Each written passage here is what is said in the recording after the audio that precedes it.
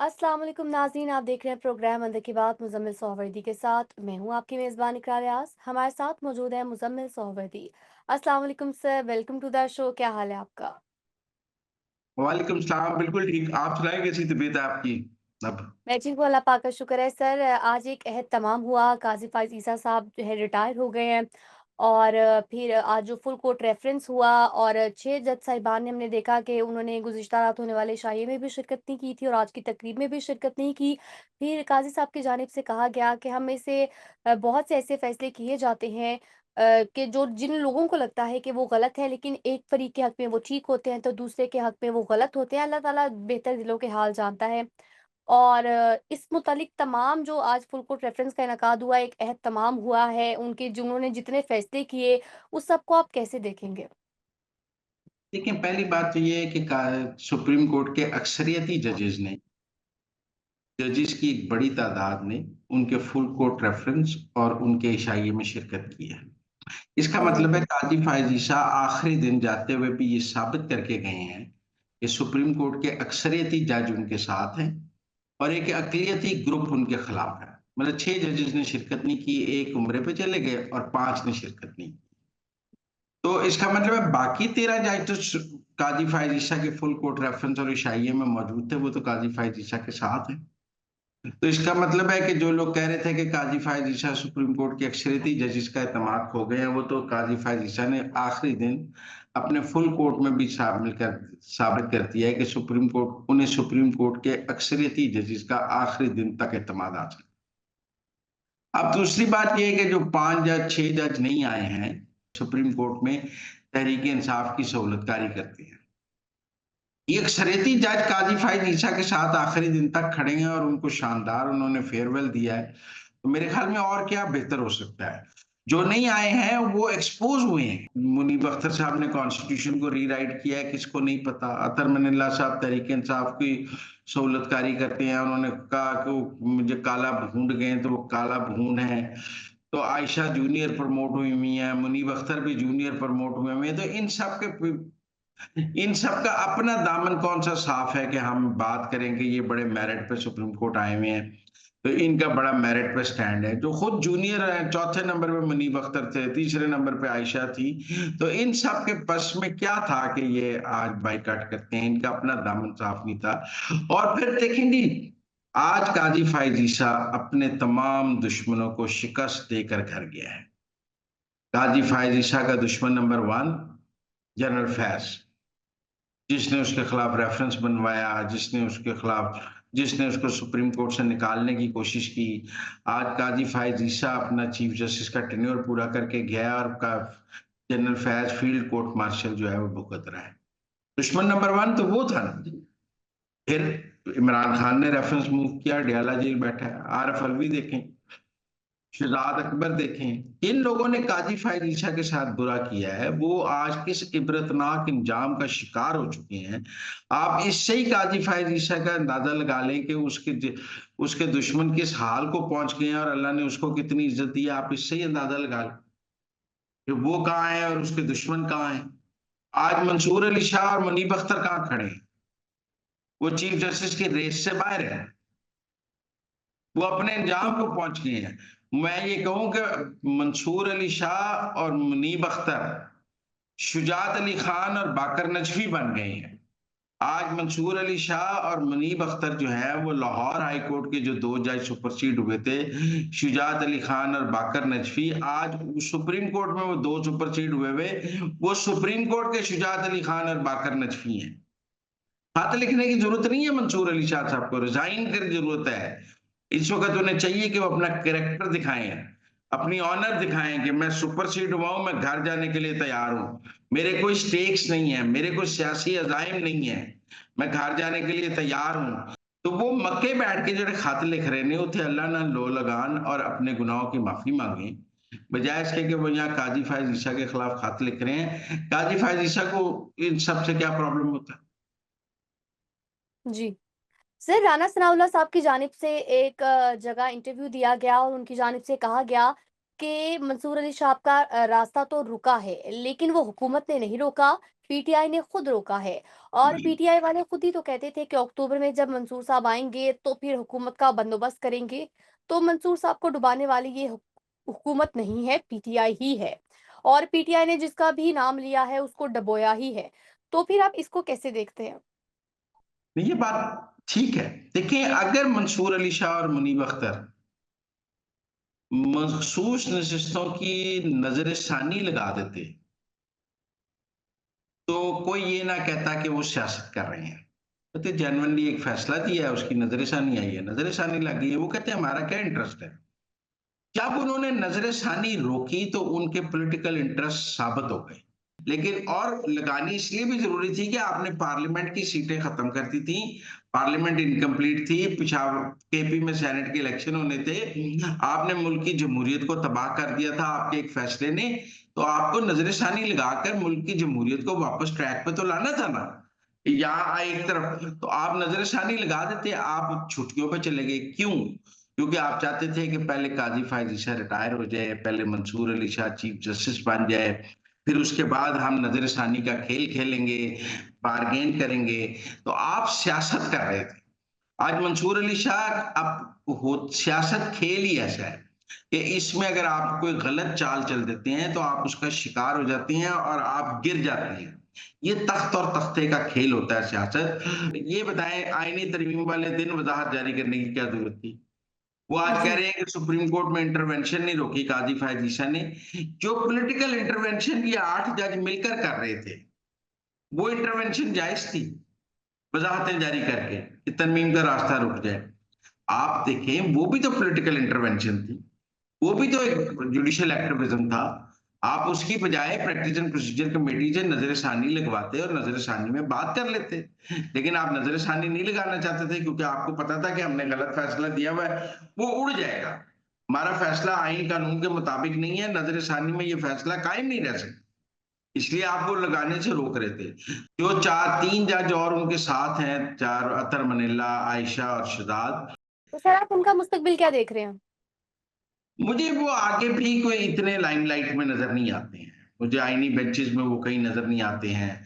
मुझे वो याह्या अफ़रीदी के साथ नज़र अब देखिए ज़्यादा इम्पोर्टेंट बात हमें कल देखने को मिलेगी कि ठीक है जी, ये कहते हैं हमारी काज़ी फ़ायज़ ईसा से लड़ाई थी, तो ये उसके फुल कोर्ट में नहीं आए, शाइये में नहीं आए। इनकी याह्या अफ़रीदी से तो कोई लड़ाई नहीं थी ना। अब देखना ये पड़ेगा कि ये जो 5 जज काज़ी फ़ायज़ ईसा के फुल कोर्ट में नहीं आए, क्या कल ये याह्या अफ़रीदी की हलफ़बरदारी में आ जाएँगे? क्योंकि अगर ये याह्या अफ़रीदी की हलफ़बरदारी में आ जाएँगे, तो याह्या अफ़रीदी तो 26वीं आईनी तरमीम की रोशनी में चीफ जस्टिस बने हैं ना पाकिस्तान के। तो फिर अगर ये इनको 26वीं आईनी तरमीम के ज़रिए बनने वाला चीफ जस्टिस कबूल है, तो फिर इनको 26वीं आईनी तरमीम भी कबूल है। मैं समझता हूँ कि अगर कल मुनीब अख्तर और अतर मिनल्ला और आयशा और शहजाद जो हैं वो कल याह्या अफरीदी की हलफबरदारी में आएंगे, तो वो 26वीं आईनी तरमीम के जरिए बनने वाले चीफ जस्टिस और आगे आने वाले बेंचेस को कबूल कर लेंगे।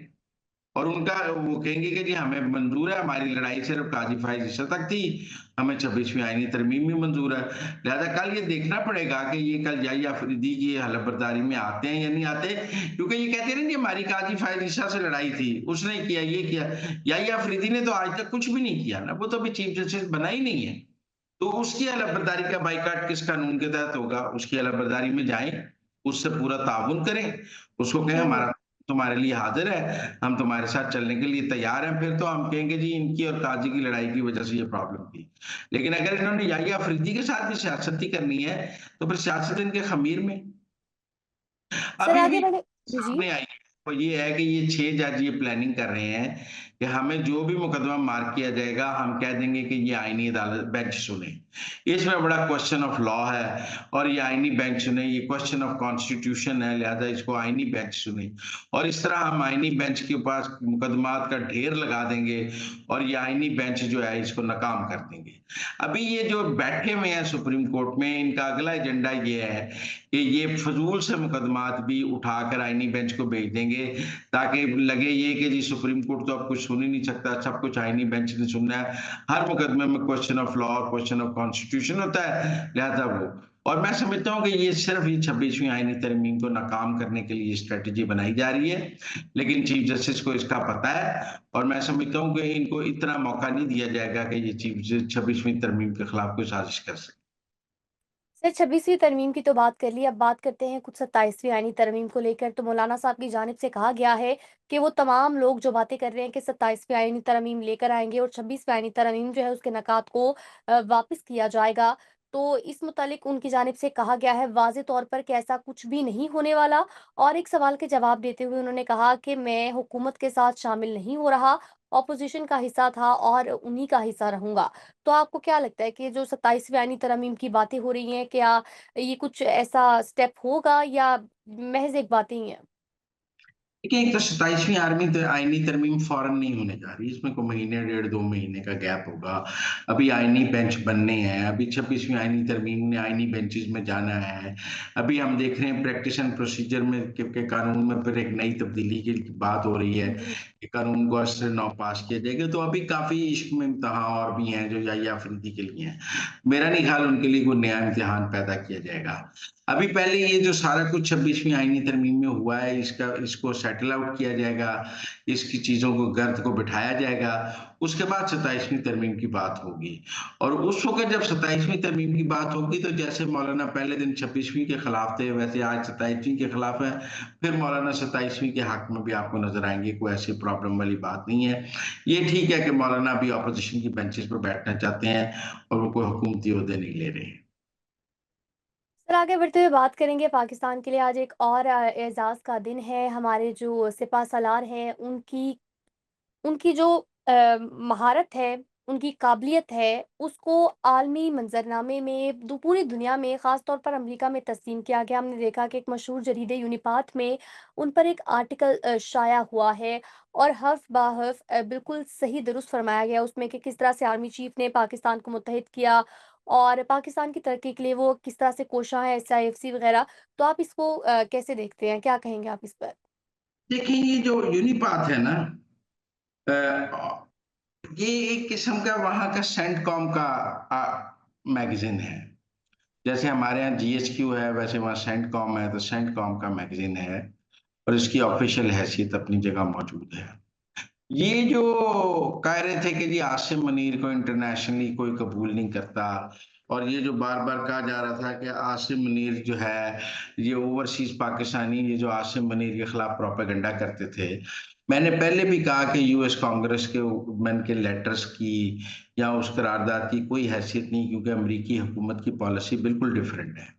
लिहाज़ा मैं समझता हूँ कि ये आर्टिकल जो है ये बता रहा है कि आसिम मनीर के और अमेरिका के बेहतरीन ताल्लुकात हैं। अमेरिका आसिम मुनीर के साथ बिल्कुल कंफर्टेबल है और अमेरिकन एस्टेब्लिशमेंट और बिलखसूस सेंटकॉम जो है वो आसिम मुनीर के तमाम इकदामात की तौसीक करता है। लिहाजा ये जो आपको नजर आ रहा था ना जी कि पीटीआई ने अमेरिका में बड़ा काम कर दिया है, वो कांग्रेसमैन जी। के खत लिख रहे हैं। अमेरिकन एस्टेब्लिशमेंट जो है, सेंटकॉम जो है, सब है वो आसिम मुनीर के साथ हैं। इसलिए ये तो पैगाम है उन लोगों के लिए जो खतों से बड़े इम्प्रेस थे कि अमेरिकी सेनेटर्स के खत के बाद कांग्रेसमैन के खत के बाद पता नहीं क्या तूफान आ जाएगा। वो यूनिपैथ का आर्टिकल पढ़ लें और सेंटकॉम की सोच देख लें, फिर उसके बाद बात कर लें कि आसिम मुनीर के खिलाफ उनके सारे प्रोपेगेंडे को दुनिया ने किस नज़र से देखा है। मैं समझता हूँ सारे प्रोपेगेंडे को रद्दी की टोकरी में फेंक दिया गया। सर आगे बढ़ेंगे, कुछ बात करेंगे इस्लामाबाद में अफ़सोसनाक वाक़या पेश आया।